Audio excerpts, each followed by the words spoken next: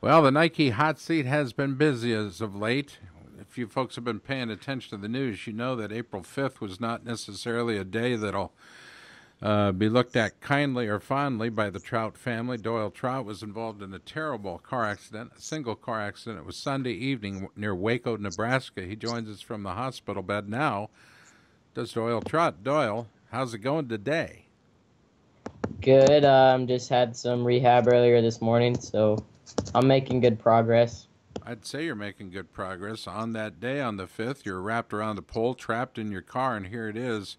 What is it today? The 15th, I suppose, or the 16th, I guess. So some 10 days removed from the accident. Doctors are giving you high signs on your recovery. You seem to be a man on a mission. I mean, just I'm just doing whatever they tell me to do, and I'm making like good progress just because I'm already like in good shape and stuff like that. Now, let's take us through that day. You were going where? Do you remember where you were going? Yeah, I was going to uh, meet up with my friend to go to his Easter. And who found you? He did. He found you. Was he Yeah, traveling 'cause behind you or what? what's that? Was he traveling behind you or what? No, I was driving to meet him at a spot, and then he was gonna like I was gonna hop in his car, and then we were gonna go to it. Okay, so how did the accident happen? What do you remember? I was driving, and I went to adjust the radio, and I hit loose gravel, and I tried to overcorrect, and it just the gravel like when I first hit the loose gravel, it just jerked the car so hard, and I tried to overcorrect, and then I ended up going into a ditch. And then I like when I went into the ditch, I hit it, and then the car flipped over towards the roof side, Right. and there was a pole right there, so it hit the pole right away. The Right. roof of the car did. So you're trapped. Your buddy comes along. He calls 911, and the emergency responders arrive on the scene. They get you Well, taken out of the car. Is that right? actually, he saw the car, and he drove to the nearest house to get help. And luckily, the guy's house that he went to was a firefighter, so that guy came out and checked to see if I was okay. And my friend and his wife called the 911, I believe. And from there, you were airlifted by helicopter to Bryan West Hospital in Lincoln, Nebraska. Correct. And it was there that the talented doctors, nurses, and specialists went to work. At one time, they thought perhaps both of your legs were injured, that you might lose both legs. I don't know about both legs. They didn't think my left leg was broken. They knew my right leg was broken, so that's what they went and fixed first. And then they found out that I actually ruptured an artery in my left leg, and I wasn't getting blood flow down to my foot. So they could have tried to save my left leg, but my left knee was pretty jacked up, and rehab would have been tough. So they just went and made the decision to amputate it. So I'm So, kind of glad they made that decision because I would have rather just, had my leg gone than have my left leg and my knee be all jacked up and not even be able to probably wrestle again. so and from all reports and from what your father and your mom had told me, they amputated just above the knee. Is that correct? Yep. Okay. Now in stable condition.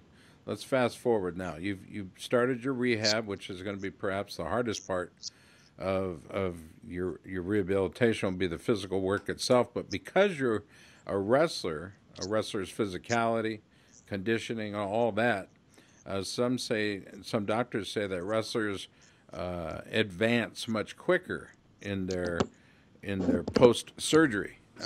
What are you feeling? What are they telling you?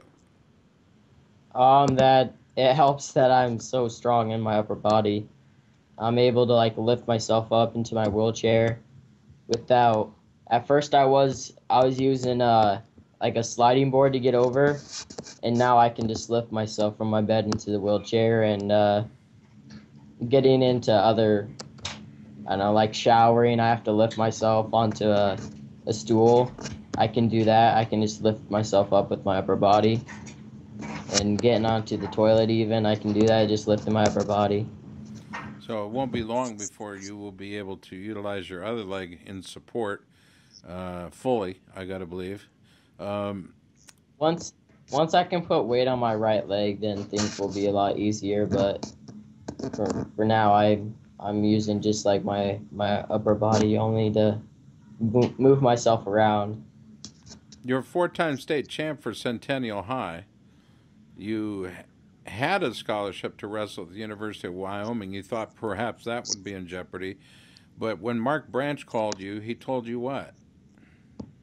He uh he came and visited on that Monday, the day after my surgery, And what did he say? the day of my surgery. But he came in. He just came and talked to me, but he didn't tell me. He never called me and talked to me. But my dad was the one who told me that like he honored my scholarship. And in many ways, he's honoring Doyle Trout, the young man, and keeping that scholarship open for you. What did that say to you about that decision to go to Wyoming? It just proved that it was the best decision for me because that just him saying that and doing that just shows the kind of guy he is. And when I chose to go to Wyoming, I kind of got the vibe that he was that kind of coach where he actually cares about you more than I mean, he cares about you as a wrestler, but he cares about you as a person more than anything. And I got to believe that touched your heart. It really did. You've had an outpouring, and thank you, Mark Branch. Thank you, thank you. But you've had an outpouring of support from guys like Anthony Robles. Yeah, he his agent reached out to my dad and said, anytime that I want to go out and work with him, I can do that free charge. I'd say that's quite a bit, man. That says an awful lot about Anthony Robles. He understands it, he gets it, and as an NCAA champ, he understands what it means to have one leg missing. But in your case, it'll be a different start. He was born that way. You're going to have to adjust and do it quickly in order to remain competitive and be at that Division One level. Are you ready for that challenge? Oh yeah, I've always tried to challenge myself throughout all my life when it comes to wrestling. So this is just another challenge, and it's never easy, but just with all the support and and love that people are showing my way, I think I'll be able to accomplish my goals that I have. Doyle Trout doesn't break easy, folks, and I think that's something I'd like to get across to you. This young man does not break easy. Wrestlers don't break easy, but he's a perfect example of a young man with a huge heart and a great testimony to strength through the sport of wrestling. He's got a strong family that's backing him up 100%. Tell us a little bit about your family. Your mom and dad have been there, haven't they? Yeah, mom and dad have seen me basically every day, and my dad's been running around taking care of financial stuff and dealing with insurances, and it takes a lot of commitment on his part just to do that stuff. So I'm grateful for all the stuff that he's done. If you want to connect with Doyle on Twitter, Doyle's tag is at Doyle's CT. That's DOYLESCT. He'd love to hear from you, I'm sure. He's also on Instagram at Doyle, DOYLESCT. As a future Wyoming wrestler, we're going to stay in touch with Doyle through his process of recovery and rehab. Serious injuries, in some cases, can be mentally damaging, but this young man seems to have his head squarely on his shoulders, as most wrestlers do. He was originally scheduled to wrestle at the Dream Team Classic in Independence. Obviously, that took a second chair to Doyle's injuries and his time in the hospital. What are they telling you as far as time in the hospital? How much longer will you be in hospital? My release date is set for next Thursday, so a week from today. Next Thursday. Are you excited? Yeah. I don't know what the plan is exactly for if I'm gonna go home or if I'm gonna go stay in a hotel for a little bit or whatnot. So we'll see. It's something we got to get figured out here in the next weeks, but I'm sure we will. Well, I'm telling you, we've been praying for you for sure. As I said, we've been talking to your dad, your mom, you, and we're just happy that you're able to talk to us and give us an update. What do you want to tell the people that have been reaching out to you? There's been thousands of them. What do you want to say to them? I just thank them, giving me faith and stuff like that, reaching out towards me. That means the whole world to me. I don't care about gifts or anything, but if you're able to come visit me or tweet at me or something, send some words of encouragement my way. That I appreciate that so much that it's just kind of I feel like I can't let people down now, and I'm sure there'll be letdowns, but I'm gonna give everything I have. So will we, Doyle. You stay in touch. We'll look forward to hearing from you next week, okay? All right. Doyle Trout has been our guest. He's been in the Nike hot seat. He's one of the more talented kids out there, and for a lot of reasons, more than just his wrestling. We look forward to catching up again next week with updates on his hospital stay and his rehab, recovery, etc. And as he makes his way toward being a Wyoming cowboy. Have they got you a cowboy hat yet? I have one somewhere. You already?